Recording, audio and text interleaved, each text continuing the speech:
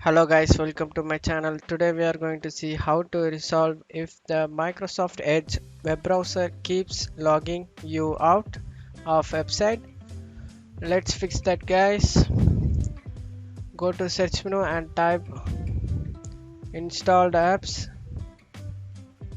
Some computers it will not be installed apps guys. You need to search it apps and features. You need to search here Microsoft Edge. Search Microsoft Edge and click on three dot icon and click on modify and click on S. Repairing Microsoft Edge requires an internet connection and will reinstall the browser. Your browser data and setting won't it be affected. Repair it guys. It will take some time. This will reinstall your web browser guys. Don't be panicked, everything will be fine guys. Download done.